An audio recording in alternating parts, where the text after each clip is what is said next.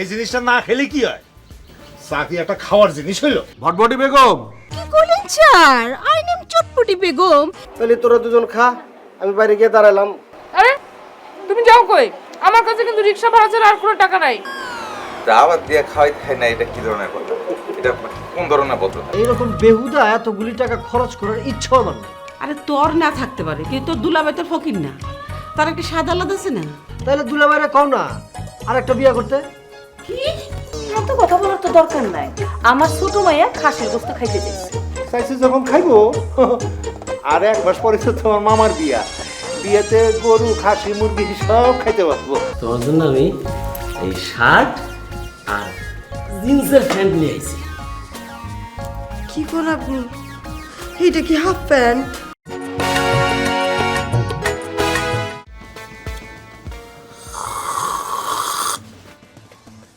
এই জিনিসটা না খেলে কি হয়? চা কি একটা খাওয়ার জিনিস হইলো? টাকা পয়সা জমায়াও কিছু লাভ না, কারণ টাকা পয়সা নিয়ে কেউ কবরে যায় না। এই সাবধানে কথা কইবা, মনে রাখবা আমি দোকানের মালিক, তোমার মালিক। আমার মনে আছে ঠিকই, কিন্তু আপনার মনে থাকে না। আপনার এখানে চাকরি নেওয়ার সময় কথা ছিল না দিনে 3 কাপ চা খাবো, এটা নিয়ে কোনো কথা বলা যাবে না। আর এখন শুধু আপনি সে ভাঙ্গা রেকর্ডের মতো খালি বলে যাচ্ছেন, কত সহ্য করা যা? আরে আমি তো তোমার খাইতে না করতেছি না, আমি কইতেছি যে জিনিস খাইলে কোনো উপকার হয় না সেই জিনিস খাইয়া শুধু শুধু টাকা নষ্ট করার দরকারটা কি? উপকার নেই আপনার কে বলছে? এটা খাইলে শরীর চাঙ্গা থাকে, বুঝছেন? আপনি জানেন মানুষ 50,000 টাকা দিয়ে ঘড়ি পরে 2 লাখ টাকা দামে আংটি এই আঙ্গুলে পরে আপনার মতো এমন ছোট মন না, বুঝছেন? ও কি হেরা পাগল নাকি? এখন মাথার কি তার সিরা? জানা ওদের মাথার তার ঠিকই আছে। শুনেন, এই দুনিয়াটা হচ্ছে একটা আজব জায়গা। যে পারতাছে মজা লুটে নিতেছে। এই ধরেন আপনি খালি সারাক্ষণ টাকার পিছে করেন, এতে কোনো লাভ আছে? আপনি এটা পাগলামি না? এই খবরদার ওয়াজ করবা না। ওয়াজ তো আমি করি না, আপনি করেন।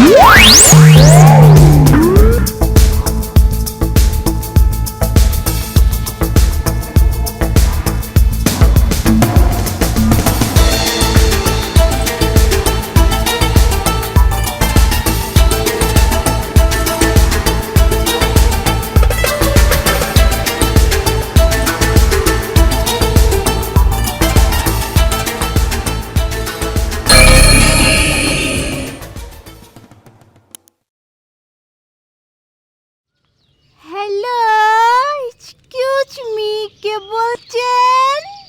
হ্যালো ভটভটি বেগম। ছাড় ছাড়, আপনি কি করলেন স্যার? আই নেম চটপটি বেগম। এটা অবশ্য আকিকা দেওয়ার নাম না, ওই যে ফিল্মের ডাইরেক্টর আমার নাম দিয়েছে। আমি অবশ্য আকিকা দেওয়ার চাইছিলাম, তো মাগার হুজুরে বলে এটা নাকি যায় যাবে না। এই তোমার আমি কইছি যে ফিল্ম পাড়ার কোনো কথাবার্তা আমারে কইবে না। এই তো ছাড়, আপনি আবার এখন রং করলেন। এক্সকিউজ মি স্যার, আমি না করলে আপনি জানবেন কেমতে স্যার? আর অভিনয়, এই ফিল্ম বলেন আর নাটক বলেন, এই যে অ্যাক্টিং আর ডাবিং, এটাই হচ্ছে আচল স্যার। এই শোনো, এত পেশাল তুমি পারো না। আমি তোমার যে কথাটা কই সেই কথাটা তুমি মন দিয়ে শোনো। আমি 300 পর্বের একটা নাটক ধরেছি, সেখানে 5-6 জন হিরোইন লাগবে, বুঝতে পারছো? স্যার স্যার, আপনি এটা কোনো কথা বললেন স্যার? আমি একলা মানুষ 5-6 জনের টাকা দেবো খেলতে স্যার। অবশ্য স্যার আপনার যদি কোনো সমস্যা না থাকে, মাগারে যে মেকআপ আর গেট আপ দিয়ে যদি কভার করতে পারেন, আমার কোনো সমস্যা না কে স্যার, আর রাজি। তুমি এত কথা বলো কি জন্য? হ্যাঁ, তোমার কি আমি হিরোইন করতে কইছি? শোনো, তোমার জন্য আমি আলাদা একটা ক্যারেক্টার রাখিছি। তুমি আগে কও যে 5-6 জন হিরোইন তুমি দিতে পারবা কিনা? হ্যাঁ স্যার, পারবো না কে স্যার, সমস্যা নাই কে স্যার। এই যে এখনকার ফিল্মের যত হিট হিরোইন দেখতেছেন সব তো আমার লেঙ্গুর ধরে আছে, আমি সব ফিট করে দিচ্ছি স্যার। অবশ্য স্যার এই নাটকের কন্টাক্ট তো আমি লেইটেই না, তো আপনার জন্য স্যার কোনো সমস্যা নাই, আমি একেবারে হিরোইনের লাইন ধরে দিব স্যার। কিন্তু স্যার এই যে আমার একটা ভাইটাল ক্যারেক্টার চার আর এই কনভেন্টের টাকাটা যদি দিয়ে দাম। তোমার সাথে কি আমি কোনোদিন বেইমানি করেছি যে তুমি আবল তাবল কথা করছো? না, আমার সাথে বেইমানি করবেন কে? ভালো কিছু করেন নাই কে? এই যে গেল বছরের কথা মনে নাই চার? তুমি আগে হিরোইন আইনি দিতে পারবে কি পারবে না সেই কথাটা আমার ক্লিয়ারলি কও তো। পারবো না কে? চটপটি বেগম জবান দিচ্ছে না, কিন্তু চার ওই এক কথা, যারা আমার জন্য একখান ভাইটাল ক্যারেক্টার আর ওই কনভেন্টের টাকা ঠিক থাকলে আইএচ। বাদে বেতাল বাদ দাও ভটভটি বেগম, আগে তুমি আমার কথাটা শোনো যে তুমি এই কাজটা করতে পারবে কি পারবে না সেই কথাটা কও। হিরোইন দিবা কি দিবা না? আর যে চার হিরোইনের লাইন পড়ে যাইব চার, একেবারে লাইন চার, আপনি দেয়া কোলাইতে পারবেন না চার। কিন্তু চার মনে আছে তো চার, তুমি হিরোইন দিচ্ছ এই কথাটা তো ঠিক আছে তো? যে চার যে যে যে চার। এই শোনো, আমি একটু ব্যস্ত আছি, পরে তোমার সাথে কথা বলবো। তুমি হিরোইন খোঁজো, ঠিক আছে? হ্যাঁ। হাই রে ভটভটি বেগম, যে না সিয়ারা তার নাম রয়েছে পিয়ারা। তুমি করবে নায়িকার ক্যারেক্টার, তোমার আমি বানাবো নায়িকার দাদি, নানি, ফুপু এইসব, বুঝতে পারিস?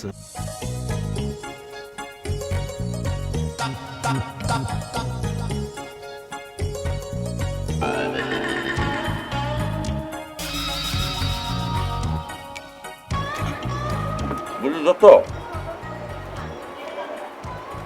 তোর যখন পেটটা খারাপ, তুই কাজ কর, তুই এই বাইরে একটু হাঁটাহাঁটি কর, তাহলে যদি বেগটা একটু কমে, বুঝছ নাই? এখানে যদি কাম চাই আলাদ, তাহলে তো আমাদের খাওয়া মাটি হয়ে যাবো। যা। হ্যাঁ, তুই খুব গুরুত্বপূর্ণ একটা ভালো কথা কইছিস। ঠিক আছে, তাহলে তোরা দুজন খা, আমি বাইরে গিয়ে দাঁড়ালাম, খাওয়া শেষ হলে চলে আসিস। হ্যাঁ, এক মিনিট, আরে তুমি যাও কই? আমার কাছে কিন্তু রিক্সা ভাড়া ছাড়া আর কোনো টাকা নাই। আপনার কাছে কি বিল দেওয়ার টাকা আছে?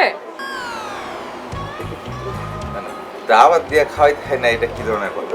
এটা কোন ধরনের ভদ্রতা? ও মা, তাহলে নাবালকের মতো তাহলে চলে যেতে বলতেছেন কেন? বিল দেবে কে? তাই তো দোস্ত, তুমি কই যাও?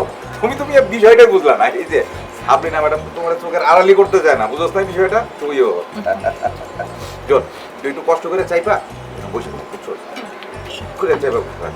আর যদি বেশি বাথরুম চাবে, যে বাথরুম আছে তো, যে কাজ ছেড়ে ভালো একটা থাপ্পড় লাগাবো। এই হারামজাদা, পরের পকেট কেটে খাইতেছিস, আরামসে খা, গেল, অসুবিধা তো নাই, এত বকর বকর করস কেন? হ্যাঁ, এটা কিন্তু তুই না রাগ করলি আমার উপরে। আরে বেটা, দেখ দেখ দেখ, সাবরিনা ম্যাডাম দেখ, এরকম একটা বানেসাপুরের মতো মায়া রে তুই, খালি বিরান দিয়া চালাই দিতেছ। হ্যাঁ, চাইনিজে যে যাইতে হইতেছে না, তোর যে কপাল কত ভালো তুই জানোস? জানলে তো মানুষই হইতি। ঠিক বলছি না? এই তো আপনি এবার একটা সাবালকের মতো কথা বলছেন। বুঝান তারে, তারে বুঝান ভালো করে, সে তো কিছুই বুঝে না। কিচ্ছু বোঝা, বুঝতে হবে না, খাও খাও। খুব মজা হয়েছে আজকে। মজা। প্লিজ ঘাবড়াবেন না, উপরে আমার জানাশোনা আছে। আশা করি 2-1 দিনের মধ্যে ওদেরকে আমি অ্যারেস্ট করতে পারবো। হ্যাঁ, শুধু এই কয়দিনে একা একা বাসা থেকে বের হবেন না। আপনাকে ধন্যবাদ, তবে এসব কথা আমাকে না বলে বাবাকে জানানো উচিত ছিল। প্লিজ মাফ করবেন, আমি এই ভুল করতে পারবো না। আপনার বাবাকে জানানো মানে হচ্ছে নিজেকে পুলিশের ঝামেলা জড়ানো, আর নিজেকে পুলিশের ঝামেলা জড়ানো মানে হচ্ছে নিজের জীবনটাকে ঝুঁকির মধ্যে ফেলে দেওয়া। একজনের উপকার করতে এসে কেউ কি নিজের জীবন নিয়ে এত ঝুঁকি নেয়? তার মানে কি আপনি বলতে চাচ্ছেন যে আমি এসব কথা কাউকেই বলবো না? ঠিক তাই, বললে বলতে পারেন, সেটা আপনার ব্যাপার, কিন্তু আমার ট্রেস কে কোথায় পাবে? আচ্ছা, আপনি আপনার ফোন নাম্বারটা আমাকে দিয়েন, ঝামেলা মিটে গেলে আমি আপনাকে ফোন দিব। আমি কিন্তু আমার নাম্বার থেকে আপনাকে ফোন দিব না, অন্য কোনো দোকান থেকে আননোন নাম্বার থেকে আপনাকে ফোন দিব। আপনি কি আপনার নাম্বারটা আমাকে দিবেন? আপনি যে সত্য বলছেন তার প্রমাণ কি? দেখুন, কোনো প্রমাণ নেই, কিছু লজিক আছে, বিশ্বাস করলে করুন, না করলে আমার কিচ্ছু করার নেই।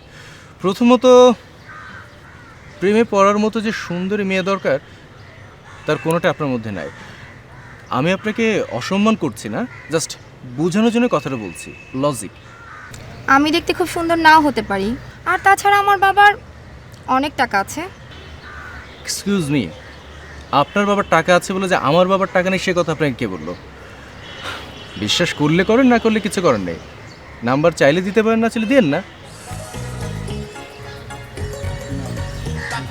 ওকে দেন। Please please.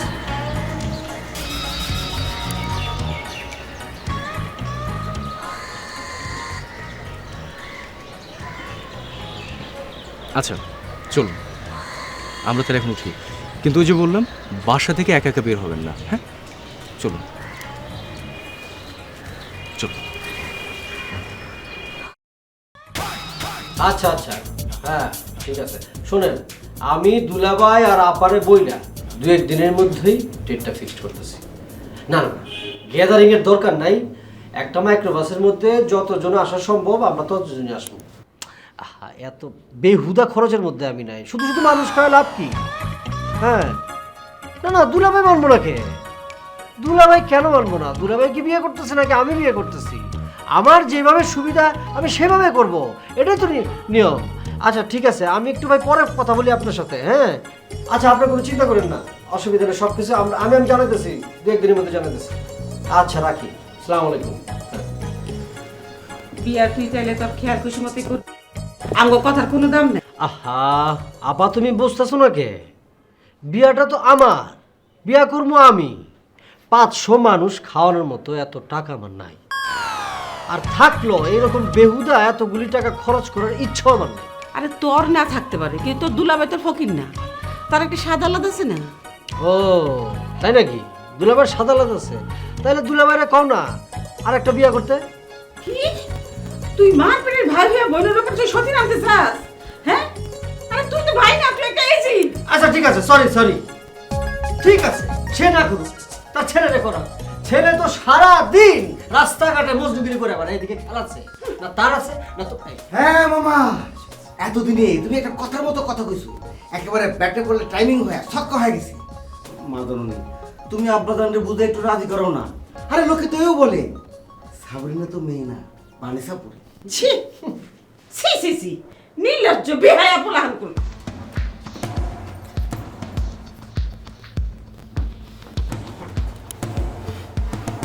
দেখলাম মামা, দেখলা মহিলার মনের মধ্যে সামান্য একটু দয়া মায়াও নাই। মনের দুঃখে যেদিন দেশান্তরী হয়ে যাবো সেই দিন বুঝবো। তা বাপদন, এত লেকচার না দিয়া দেশান্তরী হইয়া দেখাই দাও না একটু। আরে দেশান্তরী হয়ে যাওয়া তো কোনো ব্যাপার না, অন্টর ব্যাপার। তবে তুমি যদি টাকা পয়সার গ্যারান্টিটা দিতে পারো তাহলে দেখবা, তাহলে সকালে উঠাই আমি দেশান্তরী হয়ে গেছি। টাকা পয়সার কথা বললে তোর বাপকে গিয়ে বল। সুন্দরীদের পিছনে যদি কারি কারি টাকা খরচ করতে পারে, তাহলে তোর পিছনে কেন করবো না বল? হুম, ভালো কথা কইছো। আজকা চৌধুরী দেবো আমারও টাকা, তুমি তার চেনো না? আরে সে তো টাকা নিয়ে কবরে দেবো। কত করে কইলাম একটা গাড়ি কেন, ফ্যামিলির স্ট্যাটাস 1 লাখে কয়েক গুণ বাইরে দেবো। কই কিনছে? কিনে নাই। তা অবশ্য ঠিক কইছস। আর ওর দুঃখ করে তো কোনো লাভ নাই। নিজে কামাই কইরা এরপরে কিন। বাপের ধনে পদ্মারি করার মধ্যে কোনো বাহাদুরি নাই। যা, তুমি হইতেছো আর একটা কৃপক। তোমার দিয়ে জীবনে 4 পয়সার উপকার পাওয়ার কোনো সম্ভাবনা নেই।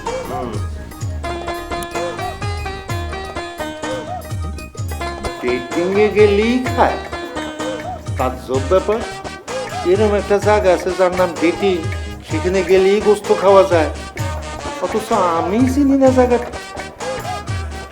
আম্মা জান, আপনি ওই ডেটিং এর ঠিকানাটা লিখে রাখবেন, আমি একদিন নিজে যাইয়া আপনার লগে করে গিয়া খাসির গোস্ত খাই আসবো।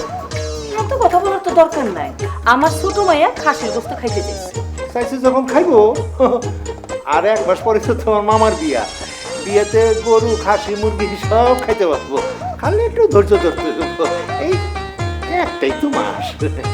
ওরে আমার খোদা রে, এরকম করে কও কেন? আচ্ছা আমি খারাপ কথাটা কি করলাম কও? হ্যাঁ, ধৈর্য অনেক উপকার, ঠিক না? সব বাপ মার উচিত ছেলে মেয়েদেরকে, সন্তানদের ধৈর্য পরীক্ষা শিক্ষা দেওয়া। ধরো তোমার মাইয়া তো মাংস খাইবই, খালি 1 মাস ধৈর্য ধরে অপেক্ষা করা। হ্যাঁ, তাতে কিন্তু 2টা লাভ। মনে করো যে প্রথম লাভ হইলো গিয়া ধৈর্য লাভ তো হইলো, আর দ্বিতীয় লাভ হইলো আপাতত মাংস কিনে 500 টাকা বেঁচে গেল। আমার আঙ্গুরি খাসির গোস্ত খেতে চাইছে, তাই না? এখন তুমি খাসির গোস্তের দোকানে যাইবা, খাসির গোস্ত কিনবা, নিয়ে আসবা, এইটাই হলো গিয়া শেষ কথা। মন খারাপ করিস না মা, চল গোস্ত আনতেই হইল।